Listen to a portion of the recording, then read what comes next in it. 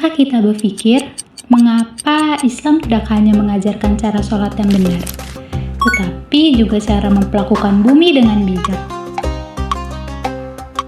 Karena sejatinya, hubungan manusia dengan Tuhan tidak pernah terputus dari hubungannya dengan alam.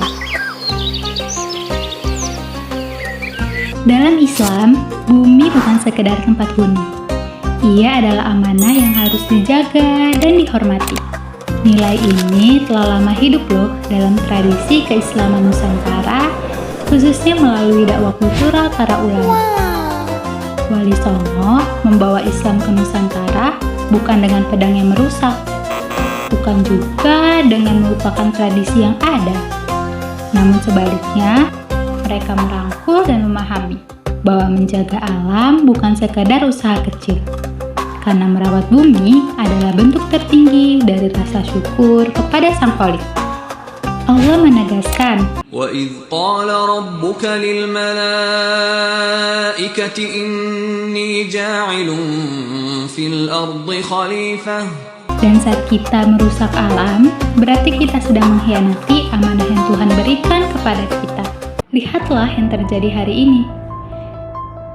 Tak jarang kita lalai dan melupakan kewajiban kita dalam menjaga lingkungan.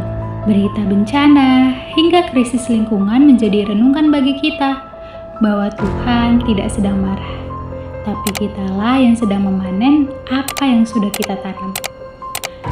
Al-Quran telah memperingatkan, ظهر الفساد في البر والبحر بما كسبت أيدي الناس ليذيقهم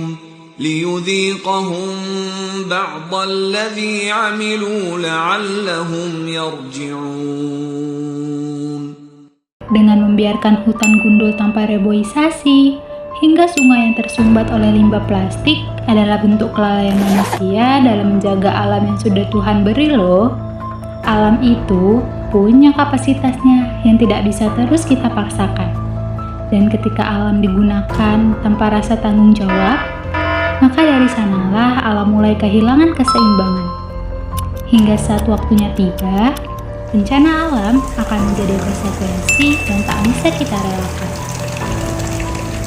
Hal seperti ini tidak cukup disikapi dengan ungkapan doa dan duka, tapi perlunya introspeksi diri dan juga perubahan sikap. Musibah yang telah menimpa manusia disebabkan oleh perbuatan tangan mereka itu sendiri. Dan ketika Allah masih memberikan ampunan atas kesalahan yang sudah kita perbuat, maka ayat ini bisa menjadi pengingat bahwa ada tanggung jawab yang harus dipikul di balik setiap bencana yang ada. Ketika seseorang mencintai Sang Pencipta, maka sudah semestinya ia juga merawat dan menjaga ciptaannya. Merawat alam bukan hanya tugas sepihak, tetapi panggilan moral yang tumbuh dari keyakinan dan iman tiap manusia.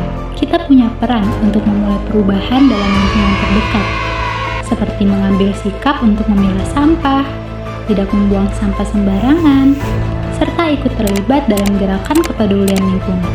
Hal-hal seperti ini mungkin dinilai kecil, namun merupakan langkah awal yang bermakna besar.